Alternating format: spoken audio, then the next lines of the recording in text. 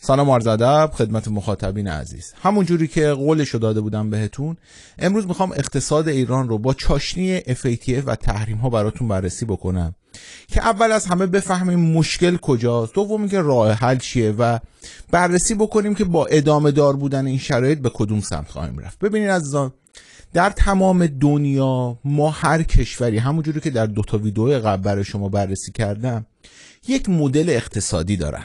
خب ما تو ایران متاسفانه این مدل اقتصادی رو بر اساس شرایط کشورمون برای خودمون ایرانیزه نکردیم. برای همین چون علاقه بسیاری داریم به غرب و بیشتر کسایی که تحصیل کردن از غرب بودن سعی میکنن مدل‌های اقتصادی غربی رو برای اقتصاد ایران پیاده بکنن.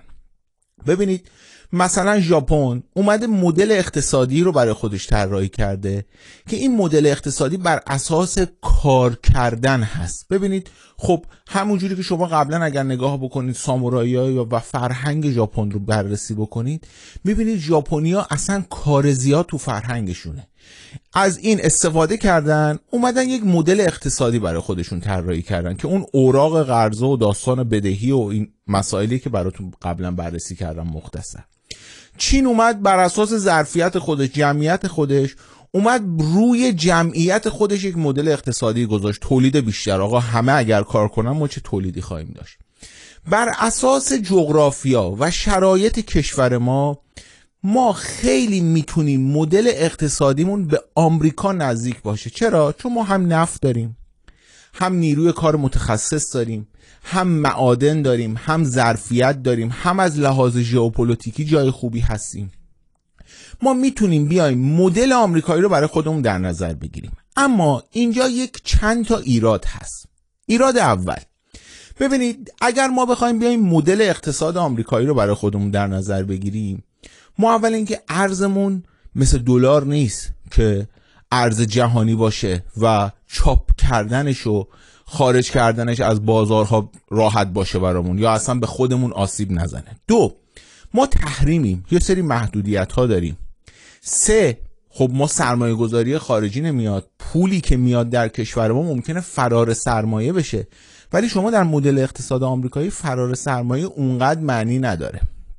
حالا شما اگر بخوای بیای اقتصادت رو بکنی مثل یک پارچه چلتیکه و اون رو بر اساس مافیا بچینی، یعنی مدل اقتصادی ما الان در ایران یک مدل اقتصادی بر محور مافیاست، بر محور دلالیه، بر محور رانته. اگر شما بخوای بیای این مدل اقتصادی رو پیاده بکنی، تحریم باشی، تحریم نباشی، FATF رو امضا کنی، FATF رو امضا نکنی، هیچ فرقی برای سفره مردم نداره.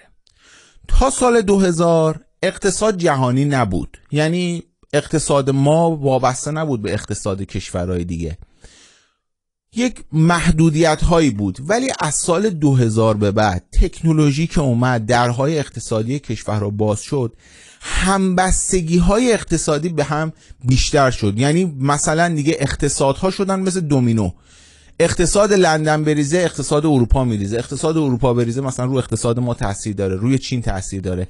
اقتصادها زنجیروار شدن. 2001 و 2008 اتفاقایی در دنیا افتاد که ما چون تو اون بازی تجارت جهانی نبودیم، مردم ما با مدیریت دولت‌ها متوجه نشدن. بارها به شما گفتم، ما زمان آقای خاتمی سال 2001 یک فروپاشی شد، آقای خاتمی وام گرفت، نذاشت داخل اینو متوجه شه. سال 2008 هم زمان آقای احمدی نژاد یک فروپاشی در دنیا شد، آقای احمدی نژاد از ذخایر کشور مصرف کرد، نذاشت مردم متوجه بشن. اما داستان از سال 2013 2014 متفاوت شد و بعد از کرونا ضریب گرفت. 100% اقتصاد ما به اقتصاد دنیا وصل شده. تحریم هم هستیم. یه مثال میزنم. ببینید ما بعد از اون ویروس و جنگ روسیه، خب قیمت روغن به شدت رفت بالا. روغن داخل کشور ما هم رفت بالا. شما الان نگاه بکنید که هر اقلامی رو داخل کشور مقایسه بکنید با ترکیه و عراق تقریبا یک قیمتن، بجز چند تا از اقلام. یکیش همین انرژیه، یکیش خودروه. میخوام به شما بگم که متوجه بشید ریشه چیه. حالا یک عده که ذینفع اقتصادی هستن، چون مدل اقتصادی ما بر بستر رانت و فساده، اینا این اقتصاد رو میان سیاسیش میکنن. یعنی شما وقتی که میگی آقا تحریما رفع بشه، بحثشون نیست که سفره مردم کوچیک بشه یا بزرگ بشه. وقتی که میگن FATF امضا بشه، بحثشون نیست که مردم چه اتفاقی براشون میفته. اینا در کل به فکر جیب خودشونن. چرا؟ چون اگر ما سفره مردم برامون مهم باشه، اگر جیب مردم برامون مهم باشه، اگر درآمد مردم برامون مهم باشه، ما با یک مدل اقتصادی خوب میتونیم اقتصادمون رو مدیریت بکنیم. کاری که روسیه بعد از جنگ اوکراین کرد. ببینید اتفاقی که برای روسیه افتاد اتفاق کمی نبود. برای نمونه 350 میلیارد یورو ذخایر ارزی روسیه مسدود شد. یعنی روسیه تو این 20 سال هر چی گاز فروخته بود به اروپا یه لقمش کرد، ولی اقتصادش رو مدیریت کرد. یا همین کره شمالی، مگه بسته نیست؟ مگه ورود و خروج کالا قفل نیست؟ مگه همه چی به هم تنیده نیست؟ پس چرا اقتصادش خراب نیست؟ بله شرایط زندگی، لول زندگی پایین هست، اینو میپذیرم، ولی اقتصادش مثل ما نیست هی جهش کنه. کجا این اتفاقها رو ما قبلا دیدیم؟ دهه 80 میلادی در آمریکای جنوبی دیدیم. پس ما اگر الان رفع تحریمی بشه، FATF قرار باشه درهای رحمت دلار رو به روی کشور ما باز بکنه، ما هیچ چیزی جز این که اون پولهایی که اگر بیاد بره تو جیب راندخورو، بره تو جیب فاسدها، هیچ دستاوردی برای مردم نداره. میخوام اینجا براتون اینو بررسی بکنم، با دونستن این شرایط یه تحلیلی بکنیم که آقا به کدوم سمت میریم. ببینید زمان آقای روحانی، خب دور دومش که آقای همتی هم که الان وزیر اقتصاد، اون زمان رئیس بانک مرکزی بود، الان میگن آقا چرا دلار رفته بالا؟ میگه وظیفه من نیست، وظیفه بانک مرکزیه. ایشون یادشون رفته که خودشون یک زمانی رئیس بانک مرکزی بودن.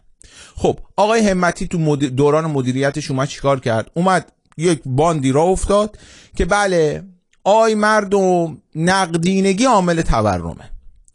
یک بخشی که اینجا من به شما توضیح دادم مشکل زینف بودنه، یک بخشی که بخش عمده است مشکل اینه که اون زینف ها خودشون ساختار اقتصادی رو چیدن. ببینید عزیزان، عامل اقتصادی یک عامل علوم پایه نیست، یک علوم اجتماعی انسانیه. من اینو بارها به شما گفتم.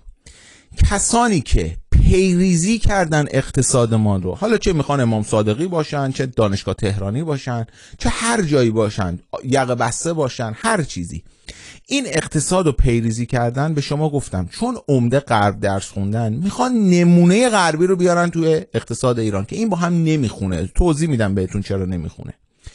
همونها چون حالا دکترا گرفتن، چون یه تحصیلاتی داشتن. ببینید اینجا من یه پرانتز باز بکنم، متاسفانه مشکل ما در کشور همین تحصیلات آکادمیکه. ما سطح سواد مردم بالاست، یعنی شما مدارک تحصیلی که آدمو میگیرن به شدت زیاده، ولی عمق و کیفیت تحصیلات در ایران به شدت پایینه. مثلا هی به من اطرافیان من میگن همت کن برو دکتراتو بگیر. خب من دکترا بگیرم، مثلا یک تایمی رو بذارم، خب اون زمانی که من مدرک دکترامو میگیرم حداقل با دنیای امروز من باید 2 تا 3 تا دکترا دیگه بگیرم تا مثلا تو دوران دکترام بتونم هم لول به روز باشم. یعنی شما در دنیا میبینید که مثلا یه نفر مثل آقای ایلان ماسک میاد یه همچین کارهایی در سطح دنیا میکنه، حالا بماند که اونم باز پشت پرده داره، بدون پولهایی که بهش میدن نمیتونه، ولی کسی از ایشون نمیپرسه که آقا تو دکترا داری؟ کدوم دانشگاه درس خوندی؟ کار داره انجام میده، داره کارهای بزرگ انجام میده. چرا؟ چون تو دنیای الان شما سال به سال باید کارشناسی ارشد بگیری، دکترا بگیری. این با سیستم آموزشی کنونی دنیا امکان پذیر نیست. شما وقتی که 4 سال کارشناسی میگیری، دنیا به شما میگه آقا باید الان هر سال بگیری. خب شما بری دانشگاه 4 سال عمرتو میذاری، میای بیرون میبینی 4 سال عقبی، 3 سال عقبی. همین رو ببریم توی اقتصاد. خب آقایون اومدن پیریزی اقتصادی ما کردن، میگم امام صادقی دانشگاه تهرانی اینا هم نداره، پیریزی کردن، مگه دیگه حرف میره تو گوششون؟ بعد این پیریزی رو اومدن سیستماتیک کردن. مثلا کسی که اومده پیریزی بانک خصوصی رو کرده، یه همچین آسیبی رو زده به نسل ما، به نسل ایران که اقتصاد ایران رو به این روز افتاده، حالا همون آدم میاد پایه‌ریزی میکنه دوره‌های DBA و MBA رو تو ایران. شما ببینید فقط تو این 3-4 سال چقدر آدما رفتن دوره MBA و دوره DBA. مگه دیگه شما میتونی با اینا صحبت بکنی، حرف از اصلاح ساختار اقتصادی بزنی؟ اینا پیریزی شدن فقط به خاطر اقتصاد آمریکایی، بعد به بنبست میخورن، میگن آقا خب اینجا به بنبست خوردیم، تحریما نمیذاره کار بکنیم. پس شما باید بدونید که یکی از علتهای اقتصاد ما اینه به خاطر همون پیریزی اشتباهه که حالا من نمیدونم نفوذ پشتش بوده، خیانت پشتش بوده، چی بوده، یکیش همین موضوعه. ببینید آقای همتی وقتی که رئیس بانک مرکزی بود زمان آقای روحانی، گفت آقا نمیشه، بدون FATF نمیشه کار کرد، فلان کرد، بهمان کرد، نمیتونیم نفت بفروشیم، نمیتونیم واکسن وارد بکنیم. تموم شد دورشون که اون موقع میخواستن وام بگیرن از بانک جهانی که رهبری اجازه نداد، چون اون سیستم بانکی رو حالا قبلا توضیح دادم که چه جوری شما رو میکشونن سمت خودشون، با برجا گفتن آقا برجا فلان و اینا. آقای رئیسی اومد، شهید رئیسی اومد رئیس جمهور شد. خب باز بهش میگفتن که آقا نقدینگی باعث تورمه. ما گفتیم آقا اگرم میخواید مدل اقتصادی غربی درست بکنید، اونم دارید ناقص اجرا میکنید. شما نقدینگیتون زمانی روی تورم تاثیر میذاره که چی؟ که سرعت گردش پول روش لحاظ بشه. شما یه نقدینگی چاپ کردی، یک نقدینگی ایجاد کردی، تو تولید که نرفته هیچ، رفته در بخش مسکن و ایران مالها. شما نقدینگی ایجاد کردی ولی این نقدینگی شما در جریان اقتصادی نیومده. تقریبا میشه گفت این نقدینگی کاذب بوده. پس شما نمیتونی بگی که آقا تورم علتش نقدینگیه. حالا بماند که شما وقتی که اقتصاد رو یک علوم انسانی در نظر بگیرید، همین که رئیس بانک مرکزی شما، رئیس جمهور شما هی میاد میگه نقدینگی فلانه، نقدینگی فلانه، خب مردم چی میگن؟ حالا یه عده‌ام رفتن DBA و MBA گرفتن، توجه بکنید، رفتن مدرک گرفتن، هی میگن ما دکترا داریم فلان داریم، هی میان میگن نقدینگی اومده. خب بالاخره اینا مدیر مالی هن، توی شرکت‌های بزرگ کار میکنن. آقا باید دلار بشه انقدر. اقتصاد یک علوم انسانی اجتماعیه. انتظارات تورمی میبره بالا، در صورتی که اصلا شما نباید تورم داشته باشی، ولی انتظارات تورمی با چاشنی رانت اقتصاد شما رو به این روز میندازه. شهید رئیسی میاد، خب مجلس بهش فشار میاره که آقا ارز 4200 رو باید حذف بکنی، فلان بکنی، این رانت داره، فساد داره. من اصلا کاری ندارم کدوم خوبه یا نه، میخوام علت رو به شما بگم چیه و به کدوم سمت میریم. خب اول اینکه شهید رئیسی اومد شروع کرد فروش نفت. پس آقایون که میگفتن آقا FATF نمیشه، اون نمیشه، بهمان نمیشه، شهید رئیسی اومد نفتشو فروخت. پس متوجه باید بشید که آقا اونها یا مطلع نبودن، یا ذی‌نفع بودن، یا نفوذی بودن. از این حالت خارج نیست که از این سه تا. برای نمونه اینجا من میخوام براتون یه چند تا تصویر رو بیارم، با هم بررسی بکنیم، ببینیم که آقا اصلا این قیمت دلار آیا واقعیه یا فیکه، بعد بتونیم پیش بینی اقتصادی رو داشته باشیم. ببینید جون 2022 زمانی که شهید رئیسی اومد، آقای همتی یه توییتی میزنه که آره بورل گفته روسیه به خاطر فروش نفت خودش که ایران وارد بازار نفت نشه نمیذاره ایران توافق بکنه. توجه داشته باشید، ایشون که میگفت اصلا تا FATF نشه و تا رفع تحریما نشه ما نمیتونیم نفت بفروشیم.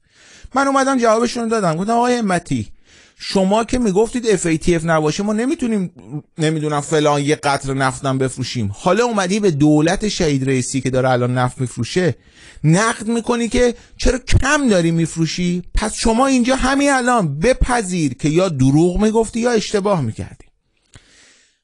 دیروز ایشون یه توییتی میزنه که خیلی جالبه، میاد تراز تجاری کشور رو بررسی میکنه، میگه که آقا مثلا ما صادراتمون اینقدر شده، 28 میلیارد دلار ما مازاد تراز تجاری داریم. خوب توجه بکنید که آقایونی که میگفتن آقا FATF نشه نمیتونیم کاری بکنیم، تحریما هست نمیتونیم کاری بکنیم، اون هست نمیتونیم کاری بکنیم، گزارش 10 ماه میدن. خب ما برج 10یم. دکتر پزشکیان چه زمانی دولت رو تحویل گرفت؟ شهریور و مهر دیگه. پس هر چی الان هست بپذیریم که برای زمان شهید رئیسی دیگه. خب شما سوال برات میشه که آقا پس چرا زمان شهید رئیسی ما اقتصادمون اوضاعش این بود؟ علتش همینه. آیا قیمت دلار واقعی بود یا دستکاری شده بود؟ ببینید شما وقتی که میری در یک شرکتی کالاتو نفروش دلار میشه انقدر، این کارو نکن دلار میشه انقدر. حالا بماند که یک بحث بزرگی هست در این که شما اقتصادت رو بردی به سمت طلا و دلار، اینها رو روش حاکمیت نداری. مثلا میگم شما الان میخوای بری زانوت رو عمل بکنی، میری دکتر میگه آقا بیمارستان مثلا 20 میلیون هزینه‌ات میشه، شما باید 200 میلیون تومان به من بدی. آی دکتر یعنی چی؟ دیگه قانون اینه دیگه، ندی عملت نمیکنم. باشه چجوری بدم؟ برو 3 تا سکه بخر بده. یعنی ریالی شما جابجا نمیکنه. این یک مثالی که فقط میخوام متوجه بشید که این قیمت ها فیکه، نیان هی بگن عرض تقاضا. برای نمونه دیگه آقای همتی زمانی که خودش رئیس بانک مرکزی بود میگفت نقدینگی عامل تورمه، ما میگفتیم آقا به والله اشتباه میکنید، ما اصلا پولی نیست. شما اگر بخواید نسبتی حساب بکنید ما الان اصلا نقدینگی کم داریم نه زیاد. خود آقای همتی 1 ماه پیش من ویدیو رو براتون قبلا گذاشتم، اومد گفت آقا ما نقدینگیمون الان شده 140 میلیارد دلار، خیلی کمه، در صورتی که سال 98 99 بود چقدر 350 میلیارد دلار. پس چجوریه دلار هی داره میره بالا به خاطر نقدینگی زیاد، بعد نقدینگی داره کم میشه؟ ببینید این تناقضاست که شما نمیتونی هیچ موقع اقتصادتو حل بکنی. برای همین اگر میبینید سنگ به سینه میزنن که آقا تحریم ها باعث شده اینجوری شه، FATF باعث شده اینجوری شه، اینا سخنگوی اون مافیا هن. اون مافیاه میتونسته مثلا 10 تا خونه تو اسپانیا بخره، الان دیگه نمیتونه بخره. حالا یه سری محدودیت ها داره، میگه تو رو قرآن برید FATF رو امضا بکنید من تو اسپانیا که هیچی تو هاوایی بتونم بخرم. بحث اینا برای تحریم و اینا اینه. ما نمونهشو در آمریکای جنوبی داریم. آمریکای جنوبی دهه 80 میلادی دهه 70 میلادی وام گرفت که اقتصادش رو درست بکنه، تا اینجا رفتن زیر قرض، همین الان دارن قرضای 50 سال پیششون رو میدن. اون پوله چی شد؟ همه رو سران آمریکای جنوبی زدن تو گوشش، رفت تموم شد. مردم الان بعد 50 سال دارن بدهی اون کسایی که راند خوردن رو پس میدن. اوضاع آمریکای جنوبی الان اینجوریه. اینجا یه جدول من براتون درست کردم راجع به تراز تجاری غیر نفتی ما. ببینید عزیزان، ما مگه نمیگن تحریم و فلان و اینا، ما تراز تجاری غیر نفتیمون تو 10 ماه الان 8 میلیارد و 200 منفیه. یعنی ما بدون نفت 8 میلیارد کالا وارد کردیم.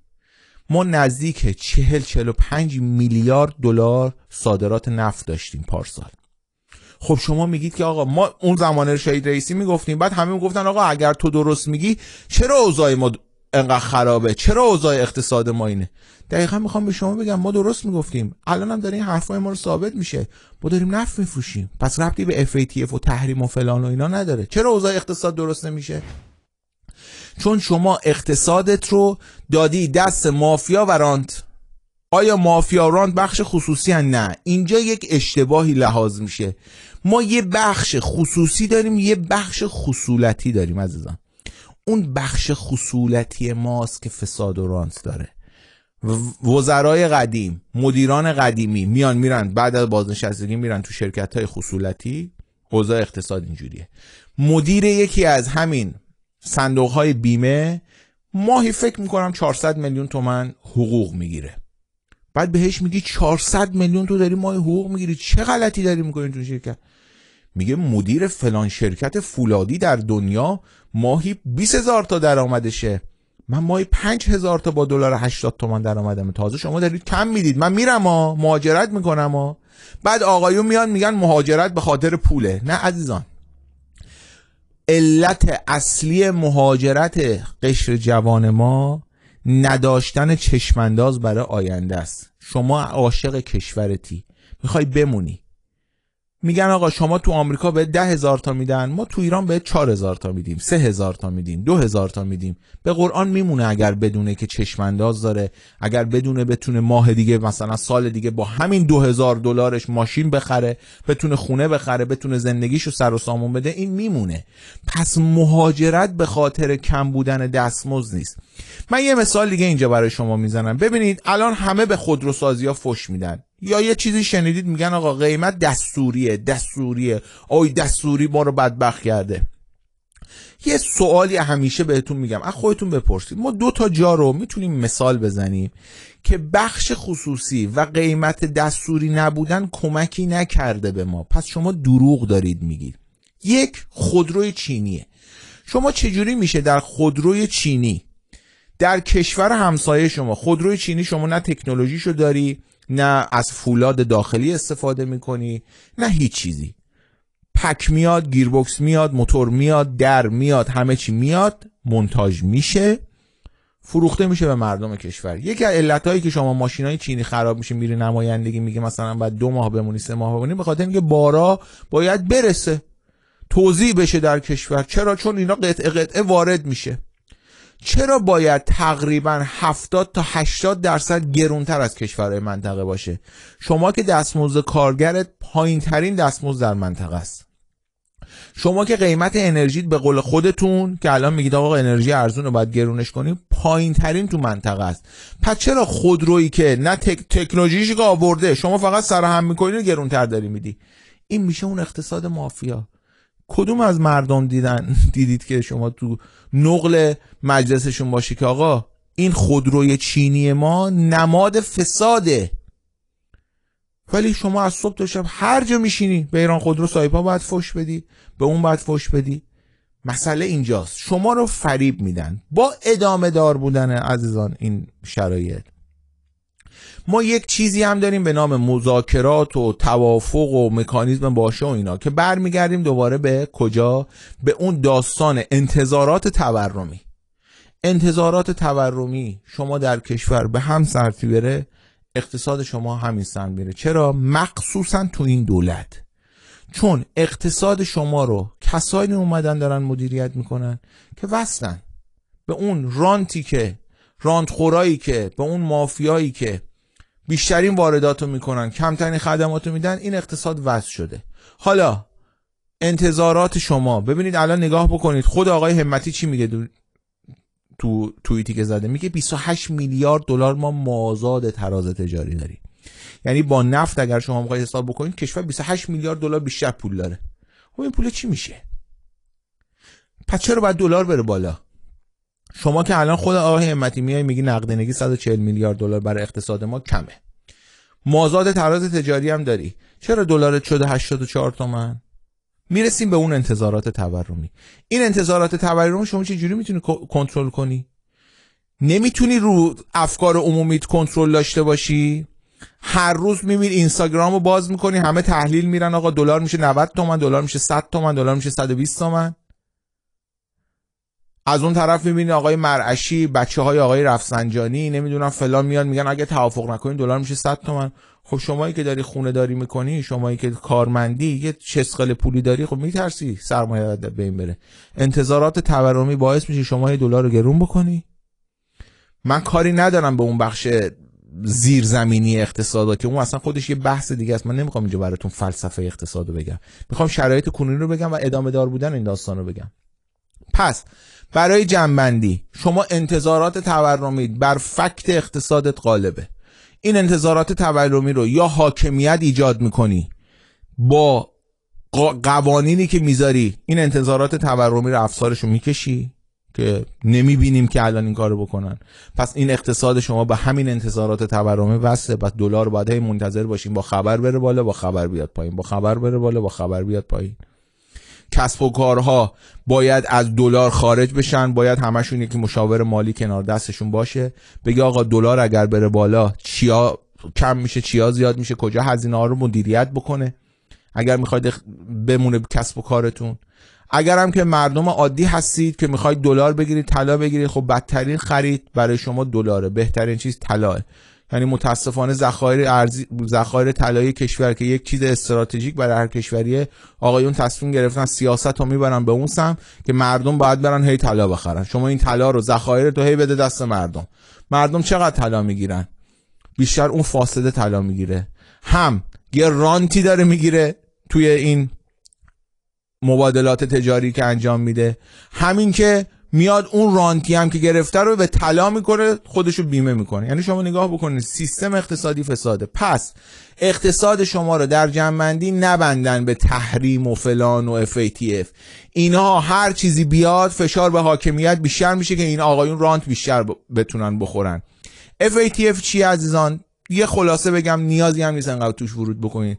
FATFی که الان آقایون دارن بحث میکنن فقط برای این که آقا شما الان یک راهی، یه ساختاری، یه زیرساختی درست کردی برای رفع تحریمات، FATF میخواد اینو برای شما مشخص بکنه که نتونی دیگه بری، مجبور بشی بیای بری پای میز مذاکره، که اون آقایونی که به شما گفتم همیشه با رانت هم تو این بازه زمانی پولدار شدن. ببینید رانت فقط این نیست که شما بیای از اختلاف ارز بگیری، رانت اخبار هست، رانت احتکار هست، رانت خیلی چیزها رو شامل میشه. پس با وجود این ساختار اقتصادی که آقایون تصمیم میان به تعویضش ندارن، روز به روز شما این تورم رو داری، روز به روز افزایش قیمت دلار رو داری. تا آبان 1404 این فشار رفته رفته بیشتر میشه و به نظر من دلار رفته رفته بالاتر میره تا بتونن فشار بیارن به حاکمیت برای مکانیزم ماشه، برای توافق با آمریکا، برای اینکه مردم رو بریزونن کف خیابون. این فشارها هست. حالا این فشارها چقدر واقعیه چقدر غیر واقعیه برای شما توضیح دادم. پس رفع تحریم FATF فقط برای جیب خودشونه، چون اگر بخوان اقتصاد رو درست بکنن با یک مدل اقتصادی ظرف 6 ماه این اقتصاد میتونه درست بشه. امیدوارم که از این برنامه استفاده کرده باشید، متوجه شده باشید چه خبره و بدونید که مباحث ما هیچ ربطی به انتخابات نداره و کلاً ساختاریه. روز و شبتون بخیر. خدا نگهدار.